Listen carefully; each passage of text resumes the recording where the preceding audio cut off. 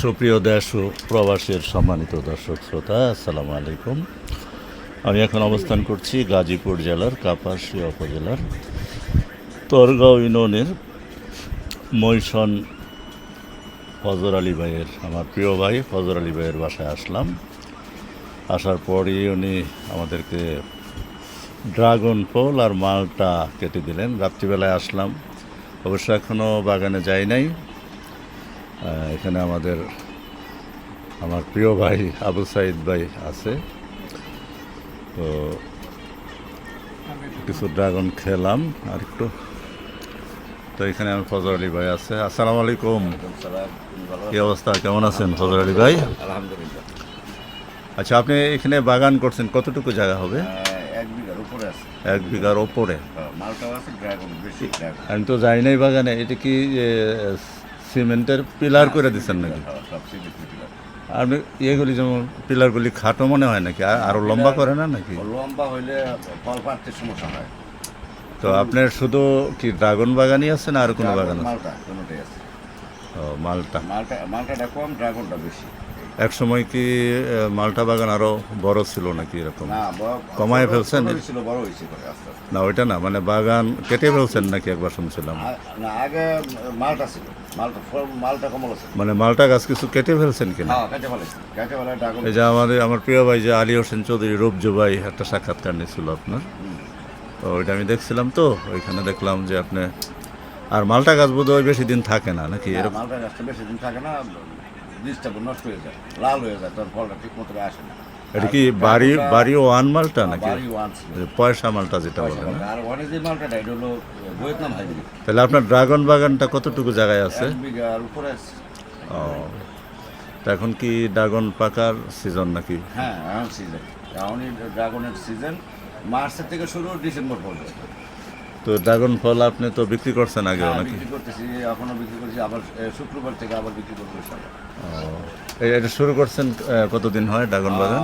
আজকে তো প্রায় 3 বছর চলে। 3 ও, বছর। 3 বছর।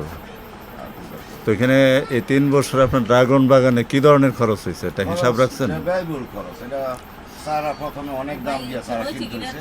দ্বিতীয়ত হইলো আমি খাইতেছি বলো। দ্বিতীয়ত হইলো আমাদের সারা, পিলার, তারপরে তার, এগুলো সব আমি কুরিয়ার সার্ভিস ইয়ার থেকে, ঝিনাইদহ থেকে আনছি। তো এই 3 বছরের মধ্যে তো আপনি ফল বিক্রি করছেন অনেক ড্রাগন নাকি? ফল বিক্রি করছি। আবার এখন আপনার খরচ কি উঠছে নাকি? খরচ, না, আরো লাগবে। এখানে 6.5 লক্ষ টাকার মতো গেছে বাগানটা। আচ্ছা। কিন্তু মূল বিষয়টা হলো কিছু মানে প্রাকৃতিক সমস্যা, যেমন অতিরিক্ত খরা, এটা তো ক্যাকটাস জাতীয় গাছ, ফল ঝরে যায়। আবার অতিরিক্ত বৃষ্টিতেও ঝরে যায়।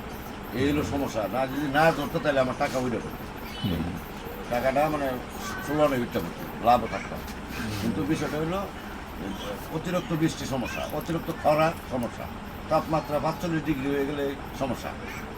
এটা তো আসলে বিদেশি ফল, তাই না? বিদেশি এই দেশের আসলে ড্রাগন কি এদেশে আবহাওয়ার সাথে খাপ খায় বলে মনে করেন নাকি? না, আমার মনে হয় না যে খাপ খায়। আর মাটিটা যদি আমাদের বেলে দিবস হইতো তাহলে আরো পানিটা নিষ্কাশন হতো তাড়াতাড়ি। কিন্তু আপনার মাটিটা হলো আমাদের লাল মাটি, পানি বৃষ্টি হইলে মানে মাটিটা তাড়াতাড়ি জো হয় না, শিকড় পয়সা যায় গাছে। তো আপনার মালটা কতটুকু জায়গায় আছে? মালটা 1 বিঘার মধ্যে ছিল, কিন্তু 1 বিঘার মধ্যে থাকলেও অর্ধেক কমলা ছিল। আপনার কমলাটা ছিল আপনার সিলেটের যে কমলাটা, আপনার সিলেটের কমলাটার নামটা কি আছিল আসল না? সাধকের কমলা যেটা, এটা কমলা কি মিষ্টি হয় আসলে? মিষ্টি হয়, বড় বড় কমলা হইতো, 4 কেজি হইতো আমার। তাহলে কি আপনার বাগানটা মিশ্র বাগান বলা যায় কিনা? 1 বিঘাই তো জায়গা নাকি? হ্যাঁ, জায়গা 1 বিঘার একটু উপরে। মিশ্র বলতে আমি এখন বর্তমানে মালটাটা রাখছি সাইড দিয়ে রাখছি মালটা। তারপরে হলো আনার, কিছু আনার আছে, মিলাই সিলে রাখছি আর কি, লটকন আছে। ফজর আলী ভাই, আপনার আব্বা আম্মা কি আছে? না, আমার বাবা নাই, আমার বাবা মারা গেছেন 2008 সালে। আমার মা আছে। তো আপনার ভাই কয়জন? আমরা 2 ভাই। আমার এক ভাই সৌদি আরবে থাকে, আমিও সৌদি আরবে ছিলাম। 90-তে গেছিলাম, 2005 সালে দেশে আসছি। তো আপনার এমনি জমি জমা কিরকম আছে? জমি জমা আমার খুবই কম, মানে এই 1 বিঘাই না আরো আছে?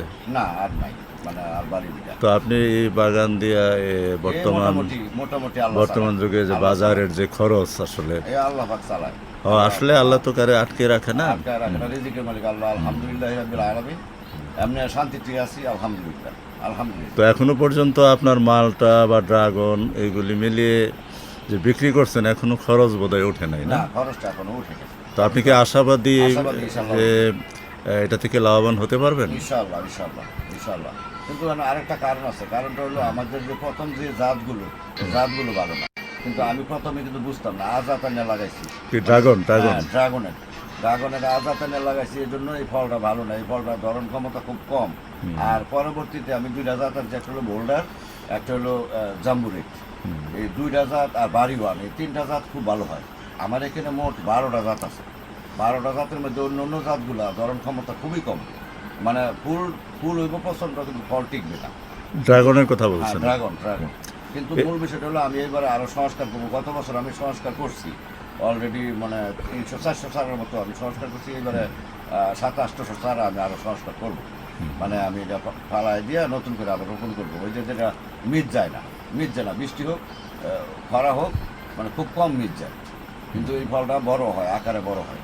আর যেই ফলগুলো বাদ বাকি ফলগুলো বেশি একটা বড় হয় না, আকারে ছোট হয়, ধরন ক্ষমতা খুব কম। ফুল ফুটবো প্রচণ্ড, কিন্তু ফুলটা আপনার হয় না, মানে টিকে কম, এই আর কি। তো ড্রাগন যেটা ভালো জাত, এটা কি ভিতরে কালার একটু বেশি আসে হ্যাঁ, নাকি? কালার বেশি। যেমন রেড ভেলভেট একটা জাত আছে, বোল্ডার একটা জাত আছে খুব ভালো। তারপরে আপনার মানে সবচেয়ে ভালো হলো রেড ভেলভেট। তারপরে হলো বাড়িওয়ানও খাইতে খুব মিষ্টি।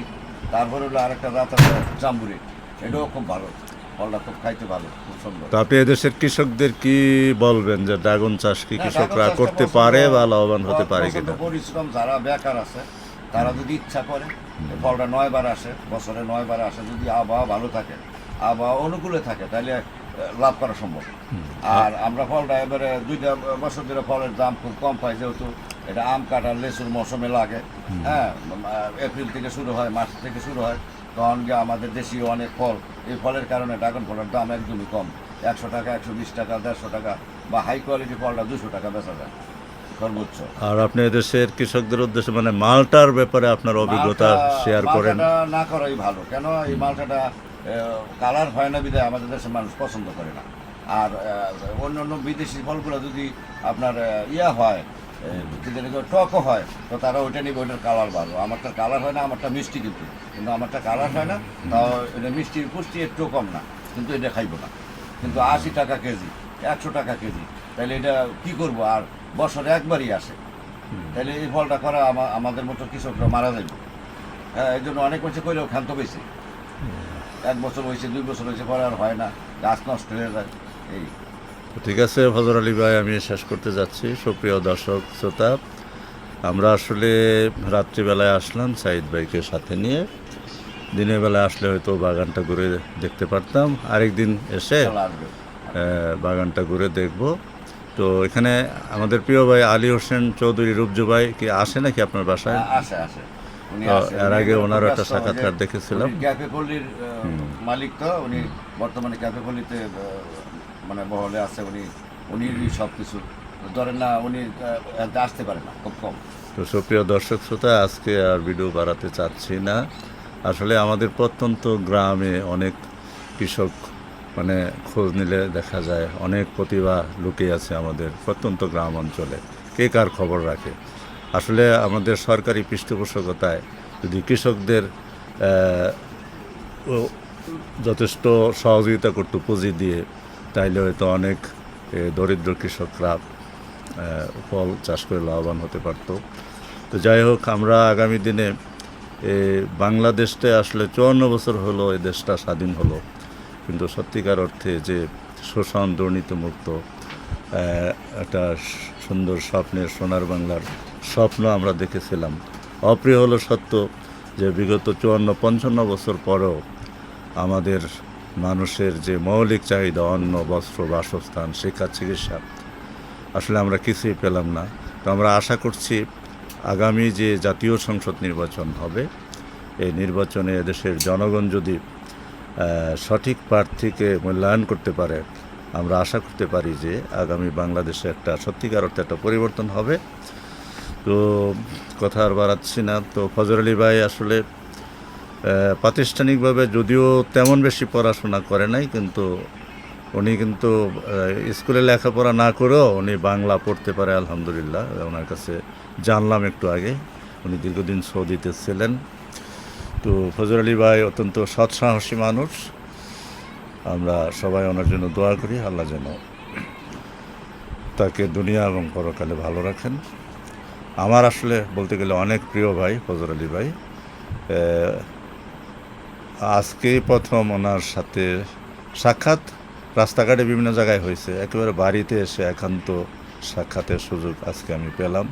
এই জন্য আমি নিজেকে অনেক ধন্য মনে করছি যে ফজর আলী ভাইয়ের মতো মানুষ যদি এদেশে কৃষির দিকে এগিয়ে আসে, তা আশা করা যায় আগামী দিনে একটা সুন্দর সোনালী স্বপ্নের সোনার বাংলা আমরা এদেশে পাবো, সেই আশা রেখে কথা হবে অন্য কোনো এক ভিডিওতে। ততক্ষণ পর্যন্ত ভালো থাকুন, সুন্দর থাকুন। আল্লাহ হাফেজ, আসসালামু আলাইকুম।